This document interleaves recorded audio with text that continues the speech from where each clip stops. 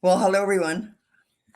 I want to thank you very much for being with us today in what I think is going to be a very enlightening and exciting panel discussion. Um, we've, I guess, identified this particular panel as Paving a Greener Path. We're going to look at the implications of past decisions, environmental justice decisions, the impact on communities. We're going to also recognize that we've got a president who is very much interested in building back better. And for us, building back better is to undo some of the negative decisions that were made that impact communities of color and poorer communities. And to build back better also means to look at how we will build back better in those communities that have been underserved for so long and that have resulted in disparities in healthcare and in security and safety and all of those other things. This is going to kind of be a free-flowing discussion. I am joined by an amazing panel of three individuals who work very much in the area of environmental justice, the intersection of the environment and its impact on minority communities, the historical perspectives on how we got to where we got, and where we have arrived, and what we need to do to be better in the future. And so, without further ado, I would like to take this opportunity to bring our panel on. I want to start with someone that I have known probably the majority of his life, and I have followed him, and I'm just so very, very, very proud of him. And that is Dr. Lawyer Nicky Sheats. Nicky is a director of the Center for Urban Environment of the John S. Watson Institute for Urban Policy and Research, currently being housed at Kean University. And he's defined the primary mission of the center as providing support for the environmental justice community. Among the issues he's worked on are air pollution, climate change, cumulative impacts, developing environmental justice legal strategies, and increasing the working capacity of the environmental justice community. Something that I think that we have an opportunity to do better under this new leadership.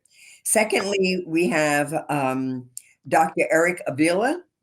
Dr. Avila is a professor of history and urban planning at the University of California, and he is the author of several books on the history of urban America in the 20th century, including The Folklore of the Freeway, Race and Revolt in the Modernist City, and Popular Culture in the Age of White Flight, Fear and Fantasy in Suburban Los Angeles. And in addition, he teaches courses on the history of Los Angeles and the history of the Mexican Americans at UCLA. It's so good to have you here, Dr. Avila. Thank you for being with us. Thank you. And finally, last but never least, is Dr. Diana Hernandez, who is a tenured associate professor of sociomedical science at Columbia University's Mailman School of Public Health.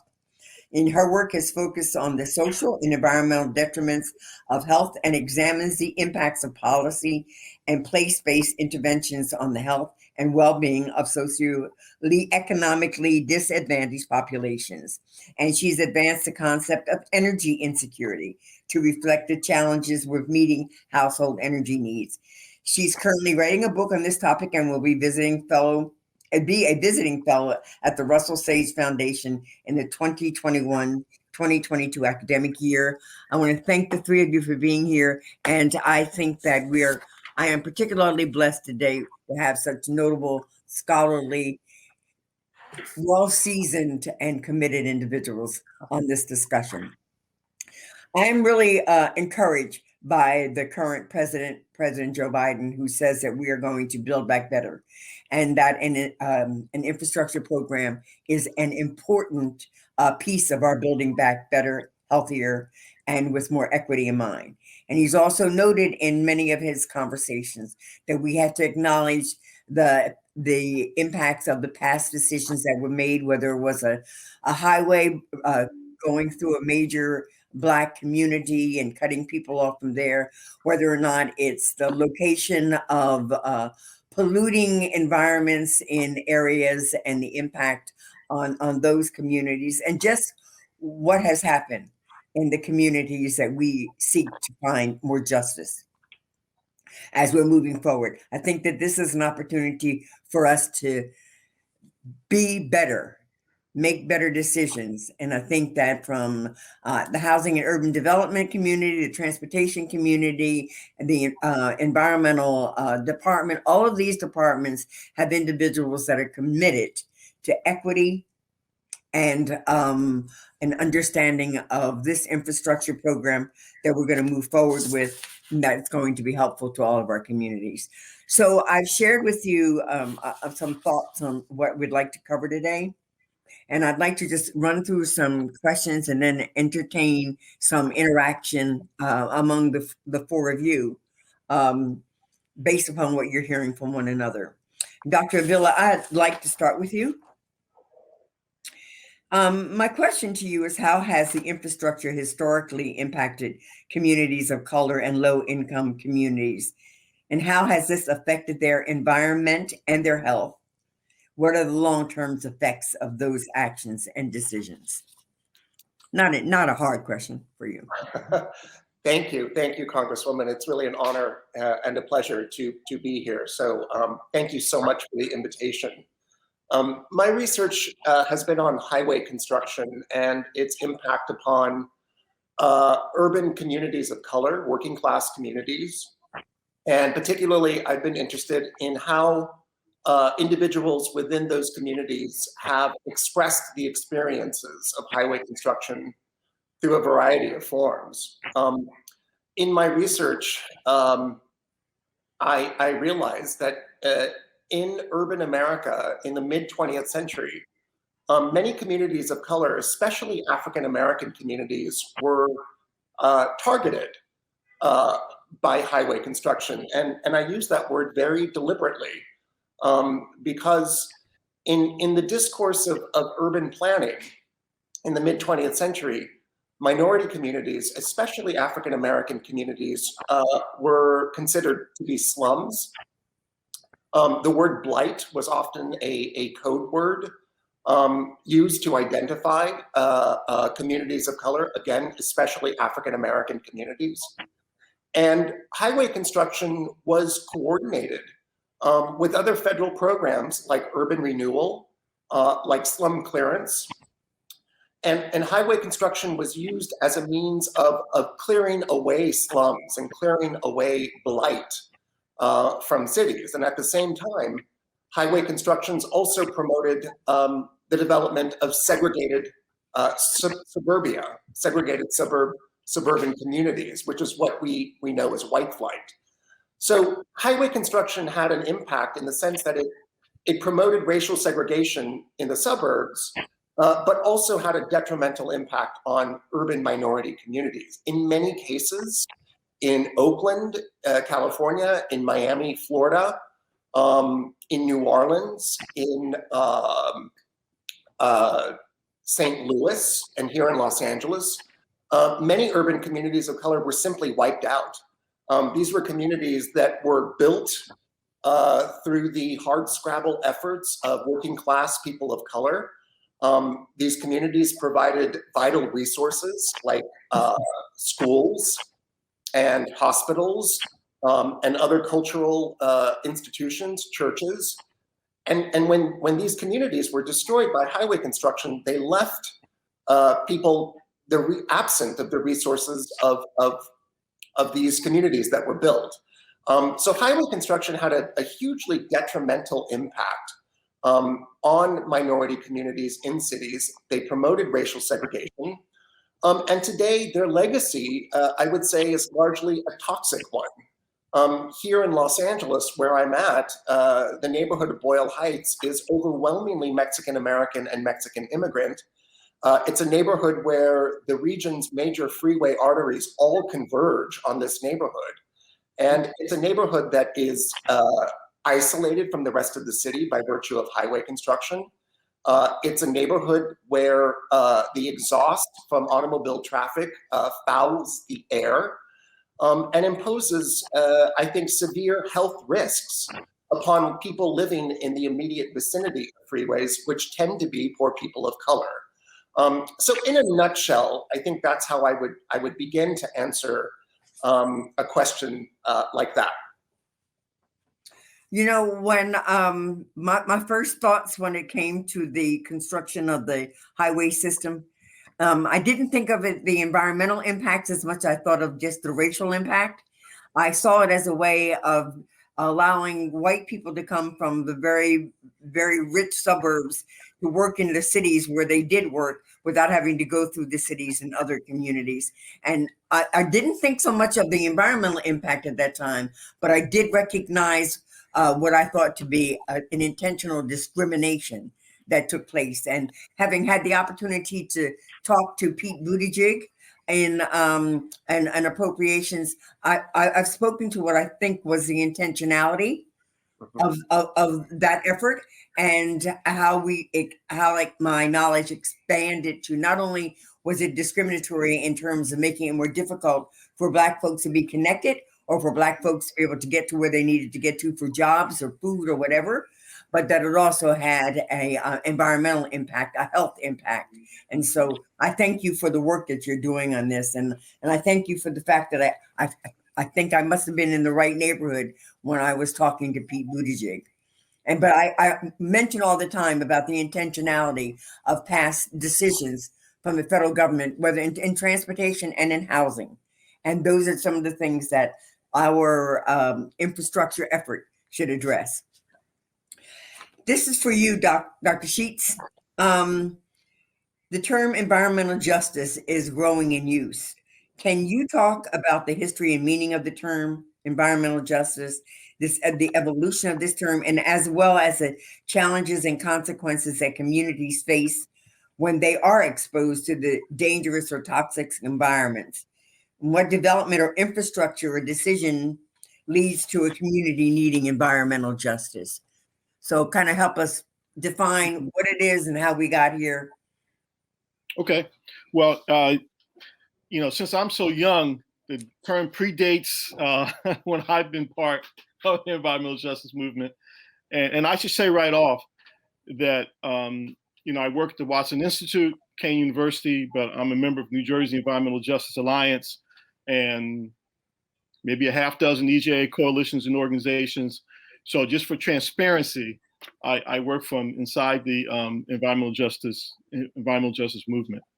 So, the term that first came, and I think this is significant when we started talking about what we now call environmental justice was environmental racism.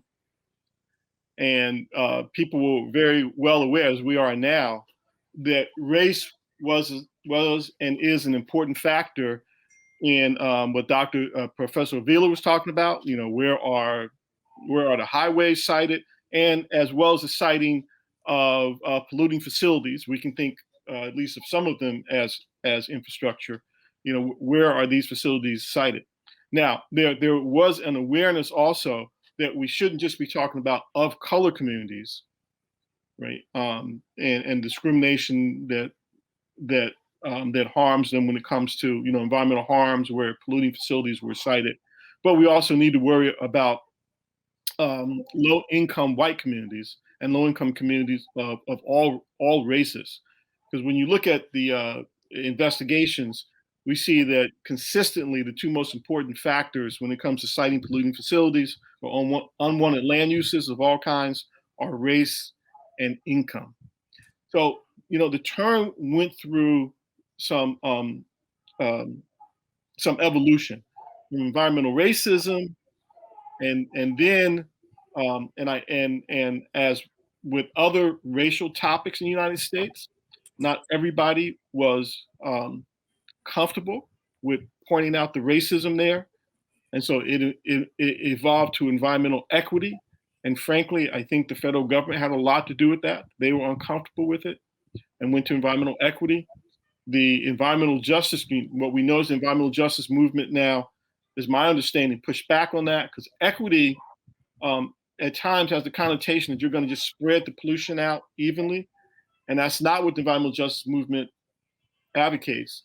So I didn't think the term moved to environmental justice for several reasons, because of the implication equity, but also because they wanted to be included in it, in the term environmental justice, both race, communities of color, and low-income communities, all color. So now we talk about environmental justice and include all those communities. And I think going back to the question you asked Professor Avila, infrastructure, he did a great job about talking about the highways and roads, but also think about polluting facilities as infrastructure. Particularly think about, since the federal government has a lot to do with this, think about energy infrastructure. Think where power plants are, and they're disproportionately in EJ neighborhoods, by the way, and how much they affect those neighborhoods, how much pollution that existing infrastructure puts in those neighborhoods. From the traffic that Professor Avila was talking about, from emissions from power plants that pour all kinds of pollution into neighborhoods, to other kind of polluting infrastructure. And of course, what we worry about is that the disproportionate amount of pollution that's often suffered by EJ neighborhoods, right, EJ for environmental justice, has a role to play in the health disparities that we see in the country that are based on race and income. So we know people of color generally and low-income folks live shorter lives and have higher disease rates. And we believe that some of that, at least some of that, is due to disproportionate siting of unwanted land uses in our communities and a disproportionate amount of pollution that follows those unwanted land uses. And these decisions that have been made have had generational impact on the health and well-being of these communities. And recognizing that this is not just about being Black and living in those communities, it is a socioeconomic issue as well, is important. And it's important for people to understand that we're kind of like in this together. And this isn't at the expense of one group versus another. This is about trying to do something to correct the negative impact on those who are poor and those who are minority.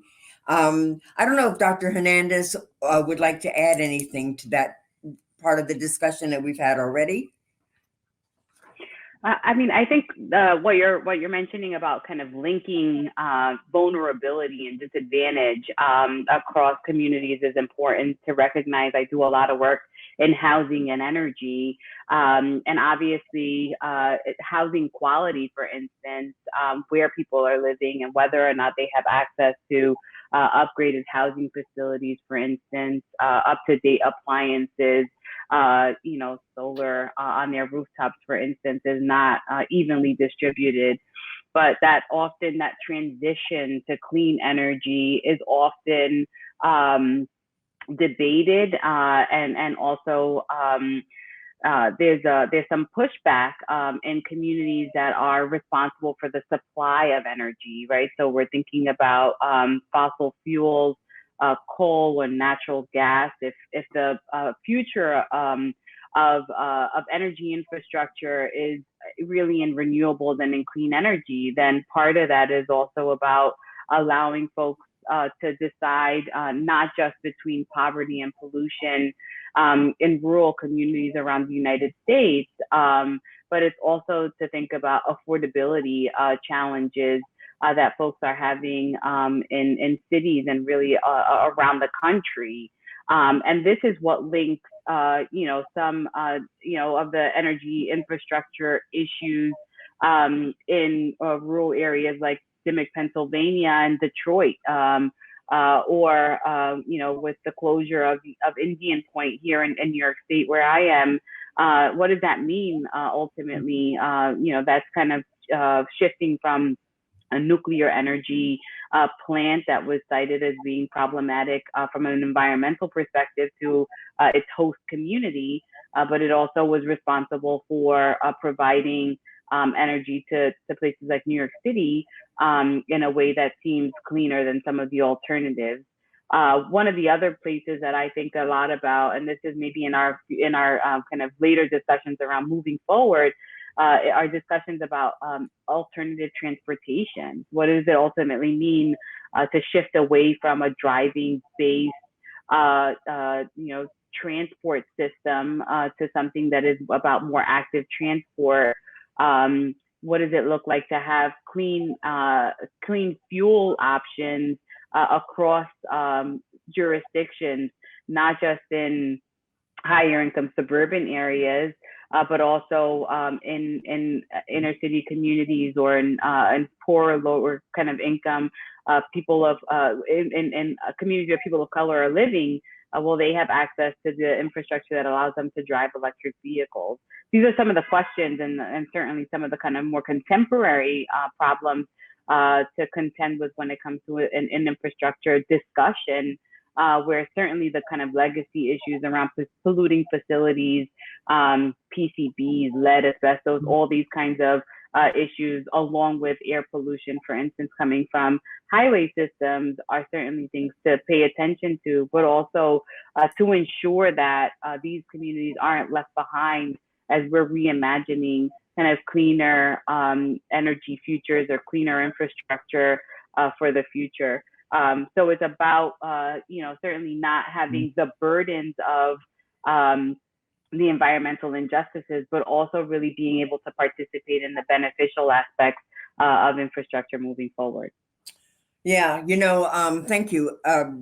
The president and his cabinet chairs, they speak about these expectations of having more energy efficient public transportation accessibility in areas that have been underserved, poorly served, and actually intentionally harmed. I think that I've heard good things coming out of this administration as to moving forward. I do tell them, I don't want anybody left behind. I think we're going to have a robust job effort. We're going to have a robust policy changes. We're going to have a real movement to more energy efficient, more clean air. But the president also talks about building back, but building in the United States of America. And so one of the things that I want to know, and maybe Dr. Avila, you might want to take a shot at this first, and then you, Dr. Hernandez. What is it that we can do in these older cities, in these cities that have been marred and damaged because of the pollution and the siting of polluting facilities? How do we get them ready? What do we look for with them in terms of moving forward under the infrastructure program to make them viable in terms of jobs again? I think of Trenton. Nicky knows this. Trenton, the Roebling company had built all the stuff that eventually became the Brooklyn Bridge, right? We had pottery, we had Lennox, we had all kinds of industry right in the capital. What is it that we should be looking for, checking in advance, and sharing our thoughts and ideas with those who are going to determine what this infrastructure really does look like and how it gets implemented? I'm going to start with you, Dr. Avila, and then go to you, Dr. Hernandez, and then Nicky, if you got anything to add to this, please. Sure. Great question. I think for me, as a student of history, I think that we really need to focus on the damage that was done. For me, again, going back to my research on highway construction, to think about either communities that were just completely wiped out or communities that were impaired. I'm increasingly developing this idea with my students about violence done through infrastructure, violence upon communities. And, my students and I explore that legacy here in Los Angeles, especially. So for me, I think it's important to begin with a historical awareness of, which communities prospered from certain forms of infrastructure and which communities were harmed by those same forms of infrastructure. And we also have to accept the idea that the development of infrastructure has not served everyone equally. So I think for me, it really begins with historical awareness and the legacy of deliberate decisions that were made that benefited some people at the expense of others. Thank you. Dr. Hernandez, how about you? Because you really have, staked out this area of clean energy. And how do you see the deployment of clean energy technology in the environmental justice communities? And what would be the impact of implementing those? So, I mean, I want to answer the original question, with an idea that I think merits some more attention. So in the same way that infrastructure has caused many harms, revisiting infrastructure can also help to mitigate some of those harms. So there has been some kind of more recent research on disparities in tree canopy. And, we're sitting here in the midst of, summer, and those temperatures aren't so warm now on the East Coast, but eventually it will get hotter. And there are some places that are extremely hot, right? And in urban areas, this is known as urban heat island effects, in part because there isn't enough shading and greenery that allows for people to have access to cooler environments as a result of something as natural as trees. But the other place in which— I just say that I'm so glad to hear you say that, because that is exactly what our bill is being developed to address, that particular issue right there. Yeah, there are shade disparities essentially, and a lot of that work actually it was initiated in California, where Dr. Avila is located. But one of the other kind of connecting points to some of what Dr. Avila was mentioning earlier is the opportunity to cap highways. And that would actually provide an infrastructure to reconnect communities, the kind of areas where, Robert Moses, for instance, had really kind of cut across the Bronx, where I'm located, as a result of the Cross Bronx Expressway, and created, two neighborhoods where it was one. And the opportunity to cap highways and then to reintroduce greenery is certainly kind of a new opportunity for reimagining, again, the reparational aspects that Dr. Avila was mentioning before around past harms, but also what's kind of, the future of these issues by, of course, kind of reintroducing access to nature and to green space in some of the communities that were most impacted by those infrastructural violence. Now, from a clean energy perspective, could you just, before you get into that, could you just expand on this notion of recapping? Of capping. So essentially, the idea is to create almost like a tunnel that would be above highways, and that would basically provide the opportunity to landscape essentially the top of the highways.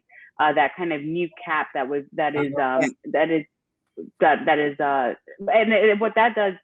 So what you put on, you add the capping.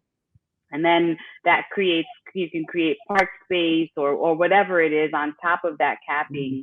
But that also provides opportunities for like areas and avenues essentially that were disconnected to then be joined again at the site of the capping. So there's been a lot of research on what this looks like from an air pollution perspective, because it contains the air pollution. So rather than having vehicular emissions affecting communities, you have the capping that reduces the air pollution, and then you have the reimagination of space on top of the cap. Got it. So you were going to talk about the whole issue of the clean energy and the impact, the implementation and the impact.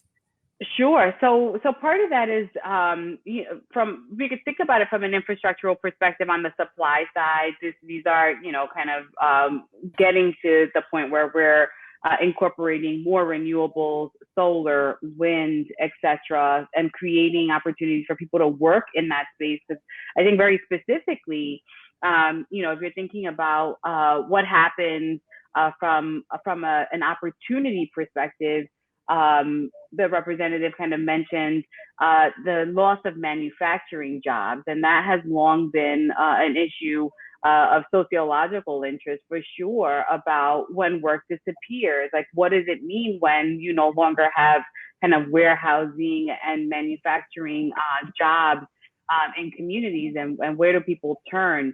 So part of it is certainly like you have to do workforce preparation and development that also incorporates the technological aspect. There's not a boiler now that runs that isn't necessarily digital. The idea that analog technology still exists, of course they do. They tend to be the least efficient, but the kind of future of this work is also about engaging in what we understand to be kind of the intersection between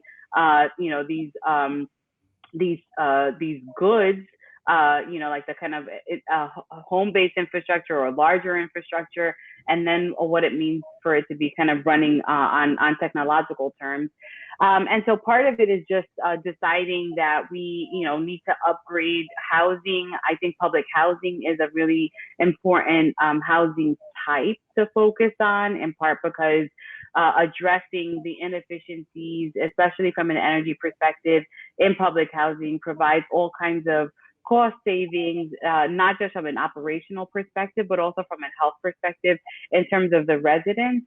And then also kind of, like I mentioned before, moving away from fossil fuels, but ensuring that the communities that are providing those resources now are equipped for this kind of future of energy, and that on the demand side, where it's used, that they're also kind of equipped to be able to absorb these technologies. I think it will take some time, but I think a lot about the transportational issues along with housing, and these are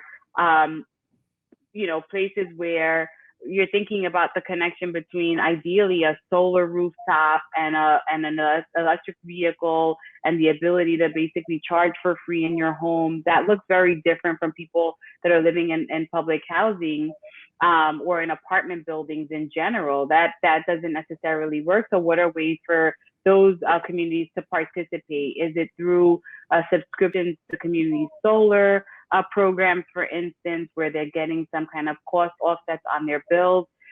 These are discussions that involve the attention to both building the infrastructure and also figuring out ways for people that haven't been traditionally able to directly benefit to still participate in these transitions. And I'll stop there, but I certainly can kind of add to this as we discuss the moving forward questions. So yeah, I want to start talking about the moving forward question, because I'm sorry. Can I respond to your question before you move to the? Sure, you can. Let me give you the kind of EJ worldview on this, or the paradigm that we're looking at. You say, how do you rebuild? How do you recover? Let me introduce the term cumulative impacts. And it talks about how do you deal with multiple sources of pollution in a neighborhood. And we don't do it very well now because we set individual standards for pollutants.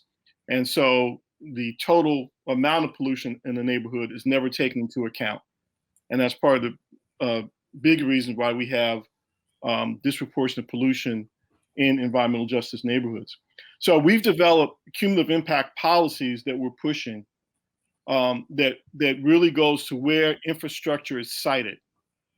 And really, and this is sometimes we've called the holy grail of the environmental justice movement, that if there's already a lot of polluting infrastructure in the neighborhood, including highways, then new infrastructure, polluting infrastructure should not be allowed into that neighborhood. Mm-hmm. At some point, you have to say, no, we have enough polluting facilities in the neighborhood. And that's going to take multiple strategies, including climate change mitigation strategy, which I think Representative Watson Coleman, can be controversial. So we'll leave that for a minute. But once you reduce the pollution in the neighborhood, by not allowing new sources to come in, and by saying existing sources have to reduce their pollution if they're going to continue to get pollution permits, then you talk about, and well, simultaneous, then you talk about providing incentives to get, we call quality of life incentives. And Professor Hernandez talked about some of the green space that you're talking about also, Bonnie, and fresh, affordable food, but also non-polluting industry. And this is where, as Professor Hernandez was talking about, energy, new ideas around energy come in. And just as she said, we want to make sure that these neighborhoods have access to renewable energy and energy efficiency. But we also want to go a step beyond that and make sure that they have some control over that. So we want to make sure they not only have access to community solar, but that they have part ownership in community solar. And that this is all the energy infrastructure is well integrated into their community. So some of the co-benefits they get include jobs, and not just jobs though, entrepreneurship, education, research, all integrated into the community so the residents benefit from that. And they have control over the renewable energy and energy efficiency in their neighborhoods, which they do not have now. They're not involved enough in energy decisions that affect their neighborhood. And I'll stop with, we keep talking about clean energy, and I have to get this in. It's important what we define as clean energy, because we don't want new energy infrastructure coming in that will harm these communities. So the environmental justice community is not in favor of nuclear, particularly new nuclear plants, not in favor of carbon capture and sequestration, not in favor of incineration, because all of these can have problematic impacts on EJ communities and, frankly, on our effort to move to a new, cleaner energy future. Okay, so that gives us a lot to think about here, because, I guess these are the times that we should be having the conversations with those who will ultimately make the decisions as to how we go and where we go and what we do. And so what is it that the federal government, what are the discussions that should be being had with the federal government, with the states that are going to be involved, and even with the municipalities, that we're going to try to mitigate the past impact of these decisions that were made? What is it? And are you all part of any effort now that's having conversations around these issues with entities in the federal government? Or are these just something that you're talking among yourselves about, among the organizations that you're associated with? I guess I'll start with you on that, Nikki, because. Well, yes, I was recently appointed to the newly formed White House Environmental Justice Advisory Council. Yes, I know. Congratulations. Thank you. We're trying to do the best that we can. Yeah. And so, we're charged with advising Council on Environmental Quality, the White House, on environmental justice issues. We're starting with the Biden's administration promise to deliver 40% of the benefits that come from investing in the environment and other related issues to environmental justice neighborhoods. And so we are providing advice about that. Now, what we're also urging Representative Watson Coleman on both a national and a state level, we're urging the policies I just said around cumulative impacts. And as you know, New Jersey passed a landmark cumulative impacts law that other people want to emulate and that we hope the federal government will emulate. And there's some national legislation out there that we are supporting that deals with cumulative impacts. And we are also trying to engage around climate change mitigation policy. Controversial area. We don't necessarily agree with the predominant climate change mitigation policy that's being used. We want to use climate change mitigation policy to reduce the current pollution in EJ neighborhoods. And that's a focus of ours. We not only want to stop more pollution from coming, but we want to aggressively implement policies that reduce pollution. And we're trying to have those discussions. I will say just candidly to you that I think we have more support around the cumulative impacts we'll see on the national level than the climate change mitigation policy is a more difficult conversation. But trying. I can understand that. Dr. Avila, would you like to respond to any of this? And well, I think the issue that keeps coming up for me is the issue of community input, and how can we put mechanisms in place to make sure that from the level of federal policy or state policy that we're able to listen to communities and to identify their specific needs. Again, going back to my research, I think one of the key problems in that mid-20th century project of infrastructural development is that there was no means of community input. There was no means of listening to communities and assessing community-specific needs. And I think for me, that's kind of a foundational step that needs to be taken, is making sure that we are able to hear a community's expression of particular needs for clean air, clean water, clean soil, or more shade. So I think, listening to Dr. Sheats and listening to the two of you as well, Dr. Avila and Dr. Hernandez, everybody's looking for the same thing, but maybe not in the same way. And so I want to give you a chance to just sort of respond to what you've heard, Dr. Hernandez, particularly as it relates to, well, I'm sure you're there on the cumulative impacts. I'm sure you're there on, we need to stop looking at these things individually and recognize the cumulative impact. We actually are trying to do that with the pipelines. Don't keep putting pipelines in where you already got pipelines, figure out how not to. But the whole issue of mitigation and what that means, I don't know if you want to respond to that.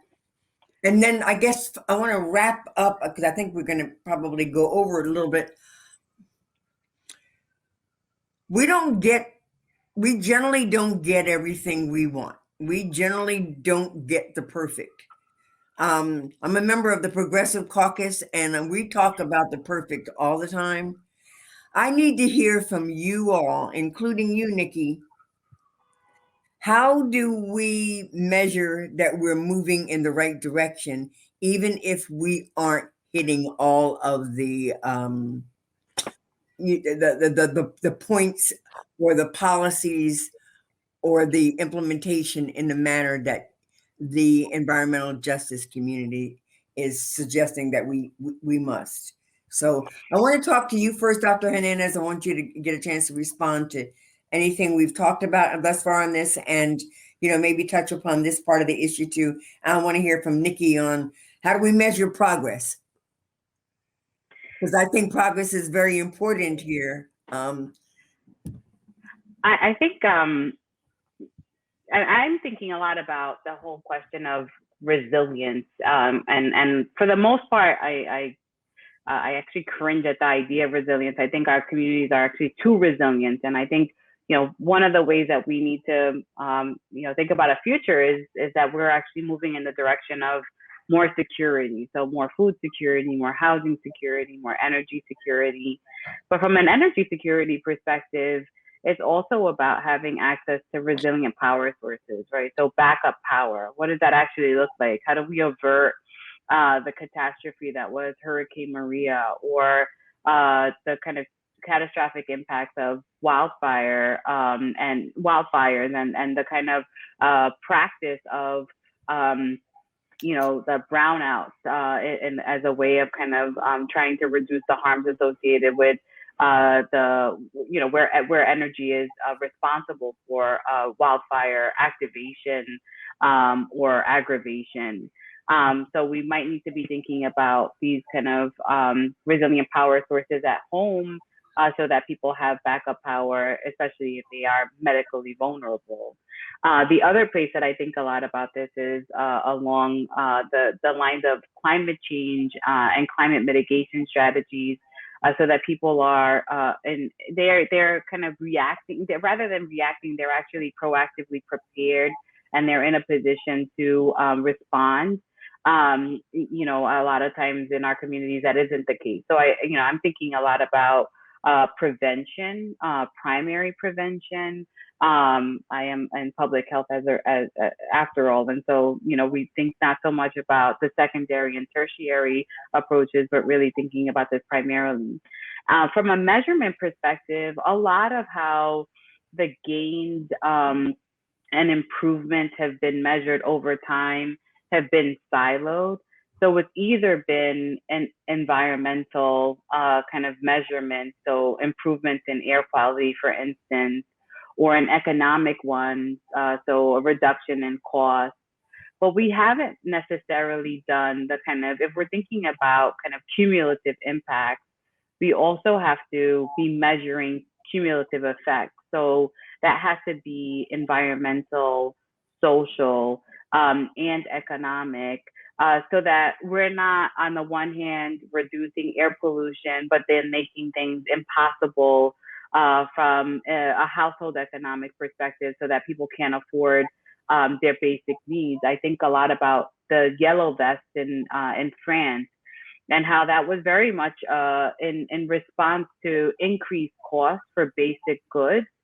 That made people so frustrated that they were protesting. And a lot of times these decisions are made where on the one hand you think about the environmental good, and then not necessarily about its impacts on a more micro level, on the individual and on the household level. And so as we think about moving forward in this work, it has to be that the measurement is as comprehensive as the approach. So if we're taking the idea of cumulative impact seriously, then we also have to be measuring it along more comprehensive lines. And I'll stop there. Thank you. Nicky? Well, I agree with what Professor Hernandez just said. And in fact, cumulative impacts in the kind of formal definition says, how do you deal with multiple sources of pollution, their interaction with each other, and with any social vulnerabilities that exist in a neighborhood, because one feeds back into the other. I think, Bonnie, I think I'll focus on your other question, though. The perfect being enemy of the good, kind of. I think one of the biggest successes of the EJ movement has been we've moved these issues from the margins of discussion to the mainstream of discussion. And now, EJ is a sexy issue, and a lot of people are moving to the arena. It actually presents the EJ movement itself with some threats, because we're not as well resourced. We don't have the name value of other organizations, so we have the threat of being kind of marginalized in our own space. And by the way, we have to be careful as people in academia, that our institutions don't do that too. But we have this opportunity now where people are talking about environmental justice. And I think the next step is, where are the big policy victories going to be? And frankly, the cumulative impacts legislation in Jersey that it got passed last year was a surprise to us. It was a surprise, but it was partially due, for years we've gotten EJ more in the center of things, and then the Black Lives Matter movement comes along, and things kind of coalesce. So I'm really hopeful. You never get everything you want, but by the fact that people are engaging these issues now, just as you are right now, just we are at this panel. 10 years ago, we wouldn't have been doing this probably.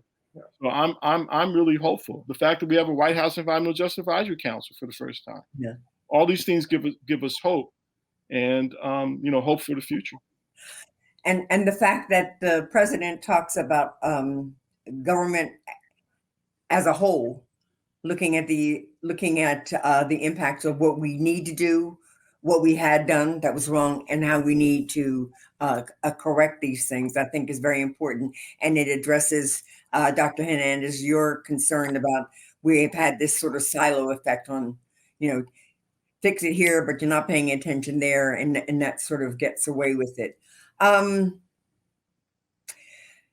So let me ask this question of you, Nikki. Not only are we trying to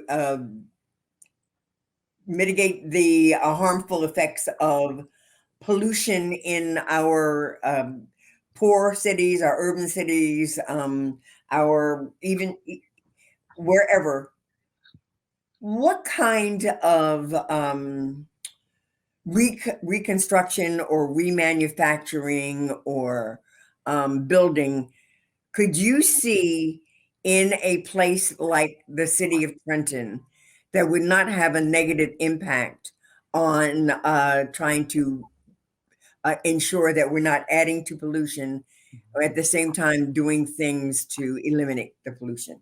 I'd like to really know what people are thinking about what could happen in those environments. And then maybe Dr. Avila, you could tell me what you think in the area that you live. And Dr. Hernandez, I know Bronx is your stomping ground. If we could just kind of finish out our discussion with that, because this whole build back and build in America is a big thing. And so I want to know, how do we benefit from the actually making manufacturing, building it ourselves in these places? Well, first of all, I'd like the ideas I've heard from Professor Avila and Professor Hernandez. First of all, you talk about highways, you talk about energy, all these things are, interconnected, and we say a lot of the same things. I think what we would say is, as we stop the pollution, and some of that goes back to the highways, to Professor Hernandez talked about electrification. Although we have to be careful with electrification, we have to do it the right way and make sure that it's benefiting EJ communities. Don't just assume that way. But we're all in on the energy efficiency and renewable energy, and making sure that those co-benefits for jobs, education, entrepreneurship opportunities, that those ownership opportunities, we would say rebuilding around that kind of industry would really be a large part of the answer. And for example, Bonnie, our vision for cities in New Jersey is that, and I played a lot of sports growing up, and inner cities in New Jersey are known, like Camden, for basketball, known for producing basketball players, and that's great.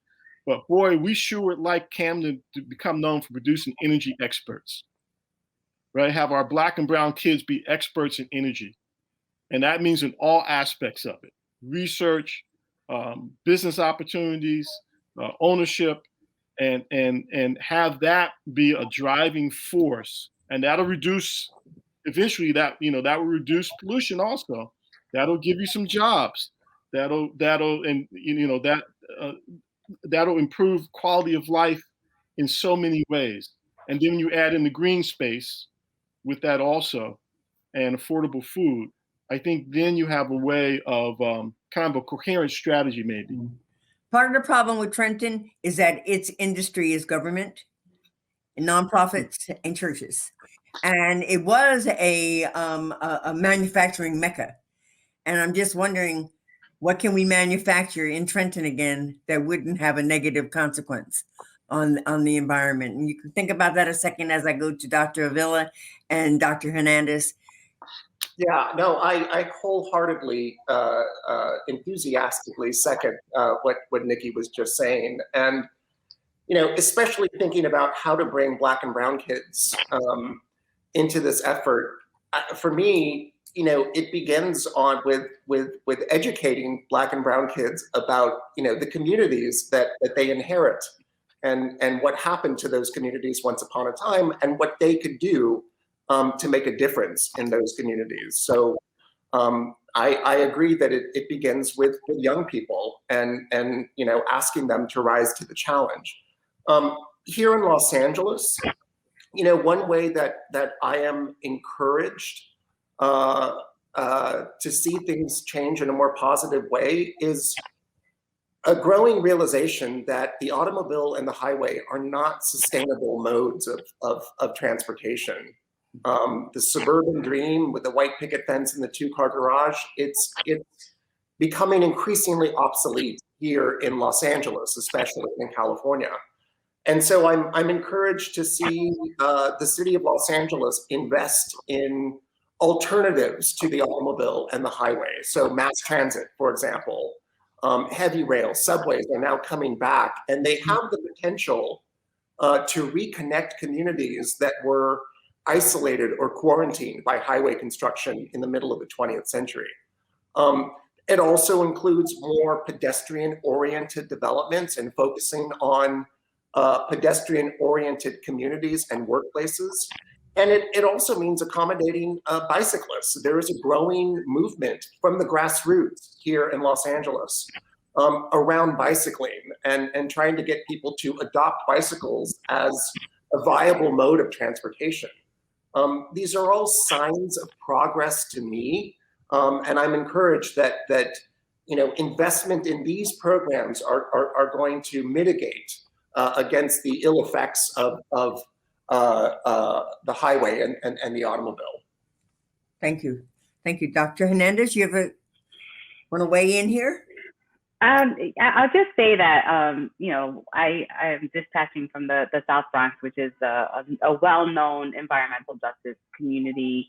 And there's one, kind of adjacent irony, and that's around the Hunts Point Market, which is one of the largest food distribution facilities in the United States, and then certainly the largest one on the East Coast. And that particular facility provides food to so many different states and cities on the East Coast, and yet the host community doesn't benefit from subsidized food. You have really significant food insecurity issues and obesity problems and food-related other kind of health conditions. And recently there was also another food distribution facility that was cited here in a way to kind of facilitate web-based grocery shopping, right? So this is an online grocer that was then also, we are the host community for that facility. And the irony is that, of course, this is infrastructure in a different way, but the community here has not benefited directly at all in ways that would allow them to eat healthily, to eat affordably, to have access to even the surplus of food in these facilities. And the same thing can be true of when we think about a new environmentally based infrastructure. And so to me, the idea that kind of like what Dr. Sheats was saying, that there's a direct pathway to those benefits via wealth creation, job creation, opportunities for ownership, all of those things, we have to pay attention to the local impact. And again, not measure it just on the basis of whether or not we're reducing the carbon footprint, but that we're also kind of increasing opportunities for improved life chances, for school, for education, for health, for jobs, and for kind of economic progress. And so there are many examples, and I'm just, I just provided the one that's kind of closest to my memory around these issues. And yet, this is something that I think serves as a lesson for the future. And I just want to also say that it's been really a pleasure to be on this panel with Dr. Sheats and Dr. Avila, and also in your kind of esteemed company, Representative Watson Coleman. I've learned a lot, and I hope that this is kind of a renewed and continued focus of the administration and of local representatives like yourself. Thank you. Thank you, Dr. Hernandez. It's my honor to be here on this panel discussion with you all. I am learning a lot. A lot of questions are rolling around in my head, so you all may hear from me later on. Nikki, I don't know if you have any last comments you'd like to make either. Well, the question you asked, I want to emphasize before, and maybe I'm skirting the question, but what we're trying to manufacture is those, what we really would like to manufacture are those kind of centers of energy excellence.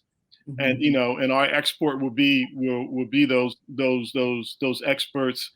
And I have to say, projects like community solar that show how it can be done in a way where the community is in control and the community is making decisions, and also energy efficiency. We call it community energy planning, a new idea. And where they're making the decisions and they have ownership and they're controlling those programs.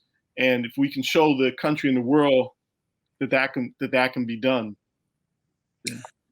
I think that you all have given me a lot of food for thought, particularly as you have suggested, each and every one of you, about empowering the communities to be a part of the decisions and the considerations, because at the end of the day, we want them to be the beneficiaries. And we also want to look out for the prospects of possibilities like urbanization again, which will end up with a removal of communities again without planning. All of that, comes into play here. So I want to thank each of you for sharing from your perspectives, and I thank you very much for the work that you do. It's amazing. It is brilliant, and it is genuinely needed. And so thank you for taking the time with me today. And with your permission, I may call upon you at a later date to see if we're moving in the right direction and what we need to do if we need to say, hold up, this is not going right. So thank you very much. God bless you. Thank you. Thank you. Thank you. Pleasure.